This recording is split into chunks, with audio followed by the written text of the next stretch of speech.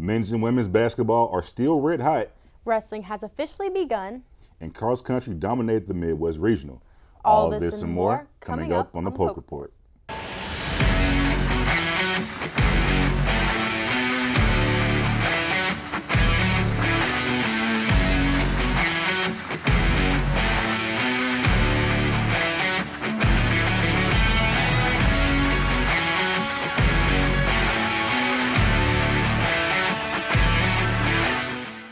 Hi, and welcome to this week's episode of the Poke Report. I'm Peyton Schmidt. And I'm Steve Spears. This week, our O'Cauley friends were so gracious to lend us their studio for this week's episode. We couldn't be more thankful. We could not. And, you know, Steve, this past weekend was a bye week for the Cowboys, but our girl Ashley Callahan is going to take us through the season up until this point. Ashley, what do you have for us? After yet another bye week, the Cowboys host Texas Tech tomorrow for Senior Day. They are hoping to pull off the win at home to send seniors off on a better note. The Cowboys currently sit at 0-7 in conference as they face challenges on both sides of the ball, with turnovers, inconsistent offensive plays, and defensive breakdowns proving costly in several close matchups. With multiple losses, the Cowboys are now turning their attention to a crucial matchup against the 6-4 Texas Tech Red Raiders in Week 13. Here's more from Gundy about how the team has spent its bye week. Well, we prepared for Texas Tech. We've got a lot accomplished from a scheme and a concept standpoint, but I felt like physically that they needed a break, and you don't always know if you're right or wrong when you make those decisions, but that's what we did last week. The Cowboys have worked to fine-tune their offensive rhythm and defensive consistency, aiming to carry the momentum into Senior Day during their time off. The Red Raiders present a tough challenge, but Oklahoma State's ability to maintain Tech under pressure and execute in critical moments in play will be key to overcoming a win in conference play. Kept a high level of energy and enthusiasm during the season, which is not easy to do. And that's one area that I was concerned about starting about 5 weeks ago. And of course, each week in my position, you get a little more concerned about it. And then, you know, how to motivate, keep them motivated, keep them practicing hard, all the things that are important to try to give themselves the best chance to play well on a Saturday. The Pokes head into their last home game this Saturday against Texas Tech, followed by a Friday afternoon game next week at Colorado. The Cowboys still looking to get their first conference win of the season. For the Poke Report, I'm Ashley Callahan. Thanks for that, Ashley. This season has been everything short of what fans expected. Speaking of short, Cowgirl soccer season ended a lot shorter than what we expected. The Cowgirls finished their season 14-5-3. Although the season was cut short after the number 2 seed, Arkansas handed the Cowgirls a 4-0 loss in the first round of the NCAA tournament. It was still a great season for the Cowgirls. Those 14 wins are the most in a single season since 2019. Something to celebrate. Arkansas was able to net all 4 of its goals, which included one in the 5th minute of the match. After that, it was catch-up for the Cowgirls. It was for the Cowgirls, but quite the opposite for Cowboy wrestling. As preseason has begun, and per usual, they took their sweeps last weekend against Utah Valley and Oregon State. It's a new feel around the Cowboy wrestling program as David Taylor gets ready to start his first season as Cowboys coach and try to fill the legacy that John Smith left us. Our very own Charlie Thomas had the chance to sit down with one of the members of the wrestling team, Carter Young. The rafters of Gallagher-Iba Arena are filled with the rich history and legacy of Cowboy wrestling. 488 All-Americans, 53 conference championships, 143 NCAA champions, and of course, 34 national championships.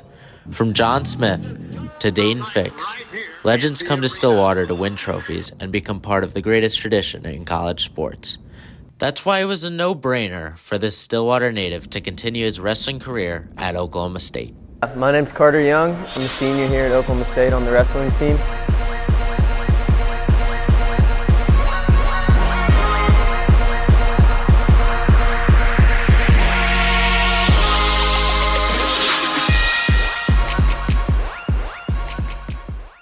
Young began the 2024-25 season with a bang. At Utah Valley, he earned 5 points for the Cowboys with a tech fall. The team then headed north to Corvallis, Oregon, and Young stayed hot, taking down Oregon State's Aiden Garber. Despite his 2-0 start to the season, the road hasn't always been so smooth for Carter Young. A serious injury plagued him halfway through his sophomore season. Broke my kneecap, like the patella bone is what they call it, in 2 spots. And then I tore all the cartilage and had to get a new tendon and get like a little cadaver and put some screws in there. So I did a bunch of stuff to it. So it was a long process, long recovery. While most would be discouraged by the severity of the injury, Young took a different approach to the recovery process. It was a good break, I feel like. I've been going at it for 17 years without really having a big break like that because I'd never been hurt. So I just think it gave me a good opportunity to kind of refresh my mindset, and get away from the sport for a bit. Growing up in Stillwater, Young knows Oklahoma State, and he wants to live up to the standards that were placed by the legends before him. It's awesome. Like I was saying earlier, every kid dreams of putting on that singlet and going out there in Gallagher-Iba, so it's just a dream come true. I'm grateful to get out there every time I step out there. Young and the rest of the Cowboys turn right here to Gallagher-Iba Arena for their home opener against Wyoming tonight. The crowd, I hear it's basically sold out for every duel this season, so that should be awesome. It's been 2 years now since I got to wrestle out there, so I'm looking forward to getting back. For the Poke Report, I'm Charlie Thomas. Thanks for that, Charlie. I'm excited for the future of this team, and hopefully they can get back to champion status. Speaking of champions, both Cowboy and Cowgirl cross country are now champions. That's right, Steve. Both teams competed in the Midwest Regional cross country meet and both came out champions. The number 2 Cowboys and number 19 Cowgirls won automatic bids to the NCAA championship after sweeping the Midwest Regional champions for the 2nd straight year. The 2nd-ranked Cowboys took home their 2nd straight regional title with a 25-point performance driven by a 1-2 finish by Dennis Kipkinich and Labomkim Kimboy. With the win at regionals, Kipkinich has now won back-to-back Midwest regional titles and is the first Cowboy in history to win a pair of individual regional titles. For the Cowgirls, they picked up their 3rd consecutive Midwest regional title and their 4th under head coach Dave Smith. The Cowgirls had 61 points on the day. Both teams will compete for the championship tomorrow in Madison, Wisconsin. Hang tight and stick with us. After the break, we'll talk more basketball and, of course, our Pick'em segment. Stick with us. I want to show you something. This is the money we could save by switching from fresh packed California crushed tomatoes to concentrated tomato paste. I want to show you something, too. I got a new door. Go take a look at it.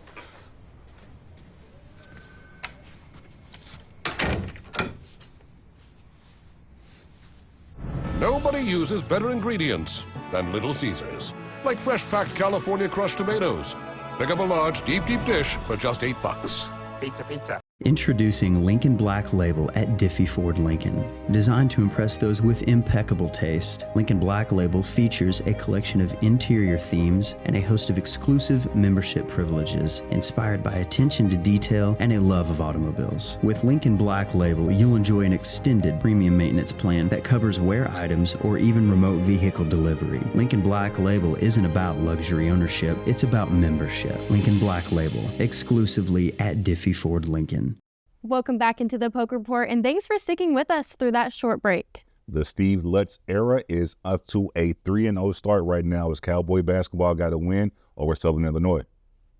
Our very own Carson Fabian covered the game and gives us all the details of what went down in that win. Defense wins championships. That's the old saying for success, and that is what new head coach Steve Lutz is trying to get his players focused on. Lutz understands that if he wants his team to succeed in the mighty Big 12 Conference, then a team's defense has to remain disciplined. I think that our level of aggression is good, but now you've got to have some discipline with that. Even Lutz players believe in the word discipline. Brandon Newman said sticking to the game plan is what drives the team's success. Our word of the week has been discipline all week. Like Boo said, we have some really good moments. We'll get a lead, but then we'll get away from the stuff that got us that lead. OSU has not made the NCAA tournament since 2021 when Cade Cunningham played right here at Gallagher-Iba Arena. Since then, both the Cowboys and new head coach Steve Lutz have not started a season 3-0. With an improved defense, the NCAA tournament isn't out of the line of sight for the Cowboys. Their steals per game has jumped from 6.3 to 11.3, and their blocks per game has improved from 2.9 per game to 4 per game. Not only has the steals and blocks taken a step in the right direction, but the defense entirely. Oklahoma State has forced a total of 57 turnovers, which is 19 per game this season. That is an improvement of 8.5 from last season. If the Cowboys continue on this path of defensive success, then playing in March for the big dance could be a possibility for the Pokes. For the Poke Report, I'm Karsten Fabian. Thanks for that, Karsten. I have high hopes for this season. It's hard not to, especially when both teams are off to a hot start. Right. Speaking of both teams, Cowgirl basketball just had a dominant win over Fairfield last weekend. Emmanuel Siafa takes us through that win and just how important it was for this team and program. In a thrilling game at Gallagher-Iba Arena, the Oklahoma State Cowgirls held off Fairfield in a nail-biter, winning 64-62 to remain undefeated this season. The Cowgirls jump off to a strong start, limiting Fairfield to just 10 points in the first quarter, and built a 19-10 lead. By halftime, OSU held a 35-26 advantage thanks to a standout play from Staley Hurd, who nearly had a double-double by the break. Hurd finished the game with 14 points, 12 rebounds, 3 assists, and 2 steals, anchoring the Cowgirls on both ends of the floor. After the break, Tim Magessa spurs a quick 6-0 run to give OSU the 15-point lead, while in the third quarter, Fairfield responded with a 9-0 run, but OSU managed to maintain a 52-43 lead going to the fourth quarter. In the fourth quarter, the Stags made one final push, cutting the lead to just 2 points in the final seconds, but the Cowgirl defense stood tall, preventing a last-second shot and sealing the victory in front of 2,100 fans. Cowgirls coach J.C. Hoy credits the Cowgirls' win with some impressive defense. I'm proud of the grit that they showed and just the poise down the stretch when things got a little bit tight. So, I'm just really proud of our team.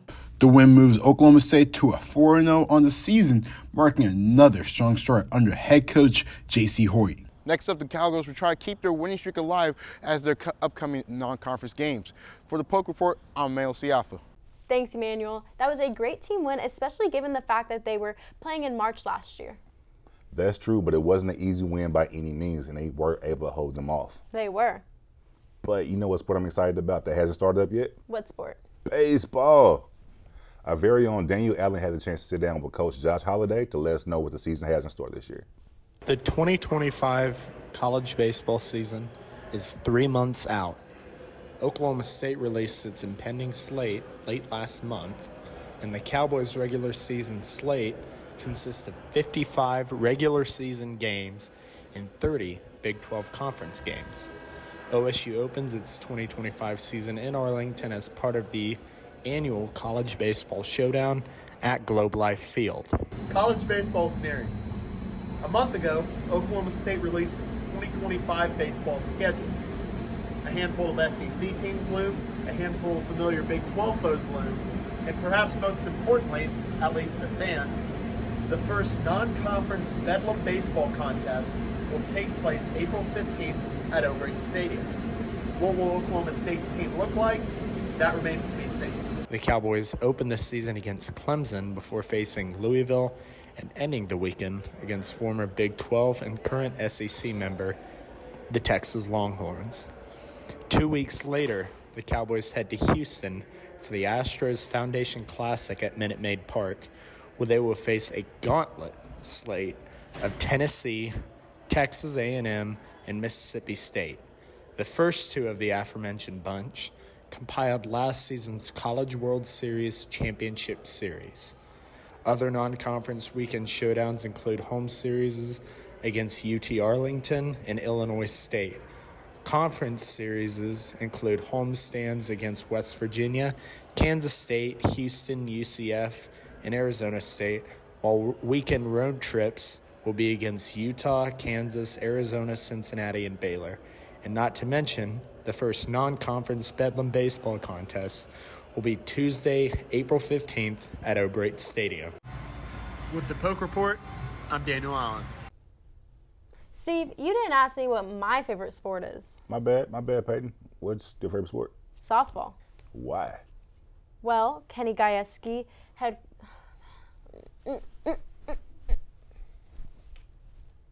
Steve, you didn't ask me what my favorite sport is.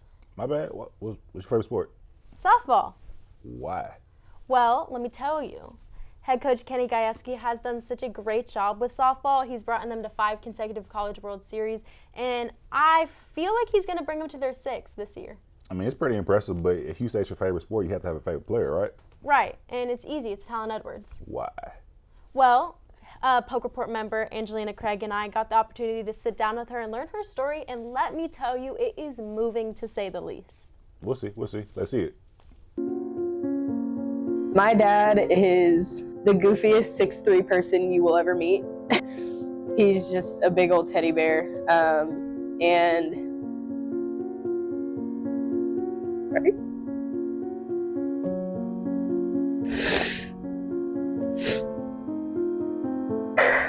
He is genuinely my hero for all aspects of life. One day, Talon Edwards' life changed forever. Roughly 3 years ago, Edwards lost her father unexpectedly to COVID-19. After losing her hero, she was left so devastated she almost walked away from everything. She didn't know that she could continue the sport her dad left her with. I will 100% say that I probably would have quit softball. Like, I probably would not have came to college for softball. And I think that's just the impact that my dad really had on me with this sport. Edwards left high school a year early after head coach Kenny Gajewski proposed the idea to her during a positional time of need. I said, we kind of have this need. Her dad had just passed, could probably use somebody else, to help her. And I thought I could be that for her if she wanted that. Gajewski made a promise to Edwards that she would have the security she needed to thrive at OSU. He had promised me day one of that he was going to be that father figure to me, and he hasn't failed. Feels like I'm slapping my dad's hand going around there. It feels like I still get my father figure. It's Edwards' 3rd season here as a Cowgirl, and when she hangs up her cleats, she wants to be remembered for 2 things. Be remembered as a great teammate, but I also want to be remembered as a badass here too.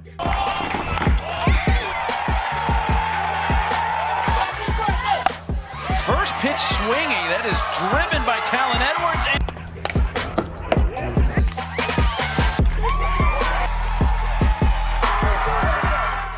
She's a dog, man. Like, she can go and she can set the tone single-handedly for this team. She plays with a fire that spreads to younger generations, which makes her fan favorite amongst young softball fans. So I think all the little girls that are here after our games, it genuinely helps a lot more with self-esteem than they would think. To these girls coming up to Edwards, she can be their hero one day, just as her dad was to her. For the Poke Report, I'm Peyton Schmidt. All right, Peyton, you weren't lying a little bit. It did bring the eyes to water just a little bit. Right, yeah. I was bawling my eyes out the entire interview, if I'm being so honest with you. But we're going to go from there. We're going to go ahead and take our next break, but make sure you stick with us. We have our Big 12 standings and, of course, the Pick'ems. Stick with us.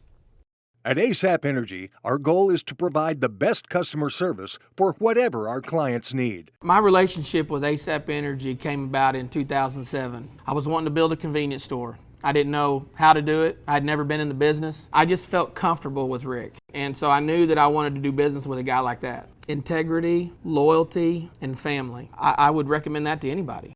Thanks for taking a chance on me. At ASAP Energy, everything matters.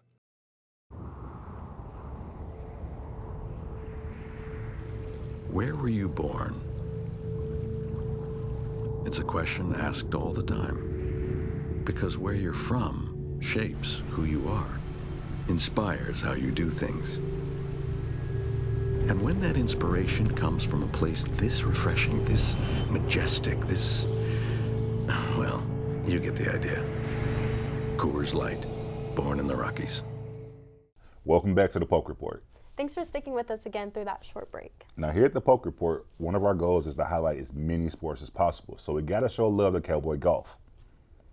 Our very own Noah Bryant got the chance to sit down with golfer Sammy Miller to tell his story. Cowgirl Golf closed out its fall season this past month, entering its 97-day break with its highest ranking since September of 2023. With a cast of 5 newcomers, the group has leaned heavily on its returners both in leadership and production. As one of 3 sophomores on roster, sophomore Sammy Miller has been a key piece for the team.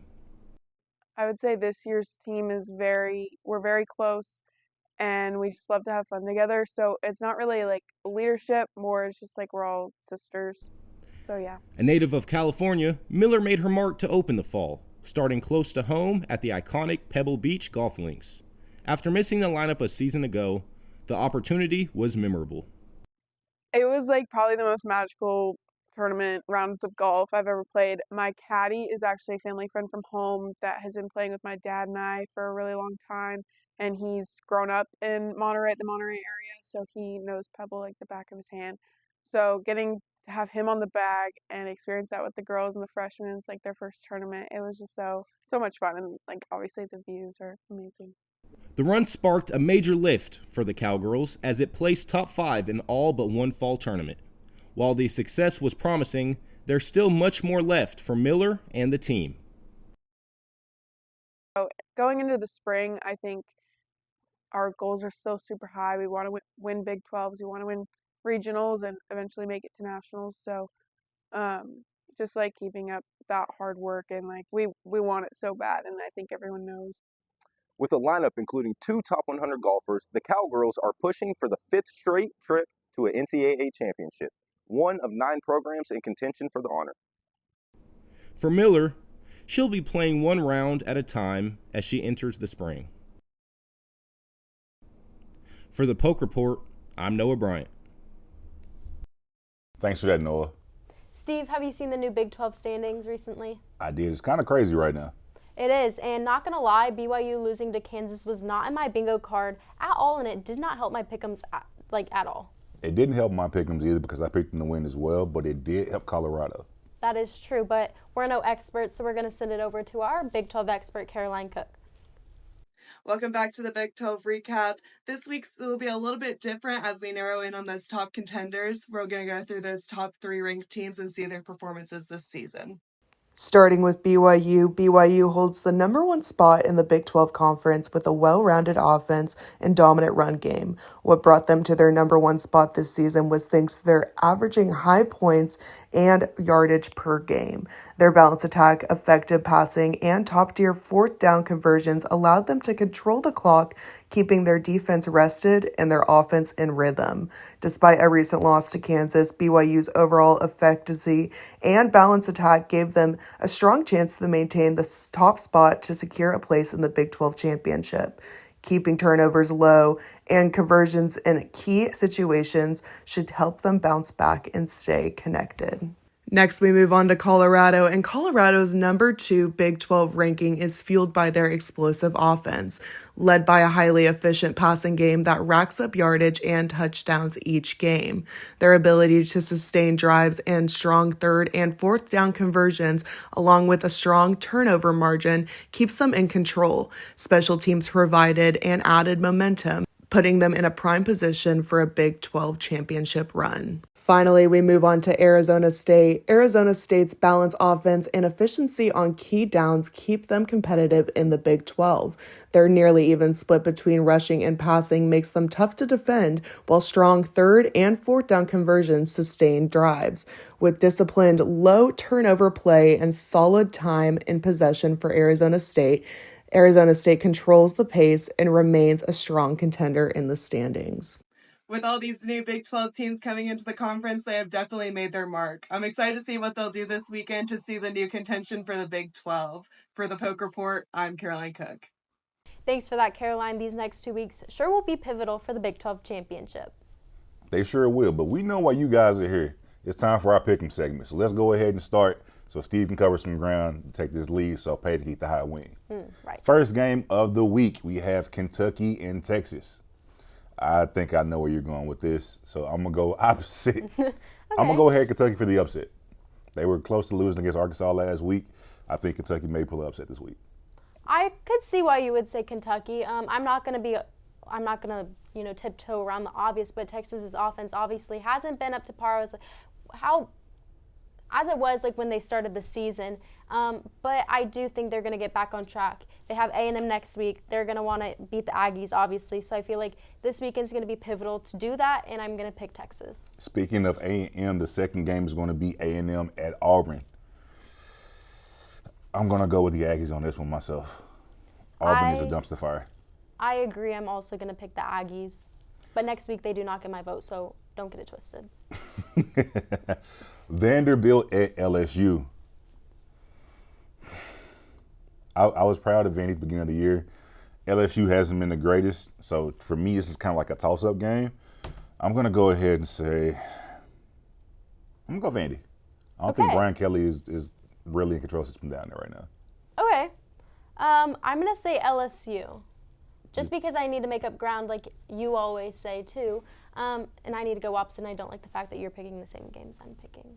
What are we supposed to do here? So, Indiana at Ohio State. Now, this game is super important, in my opinion, for Indiana to kind of legitimize their case to be in the playoff, right? Right. So, I'm going to have to go with Ohio State. Indiana has not played in a real big game outside, I think, Penn State earlier this year. So, I think Ohio State is going to, I hate to say it, win a big game.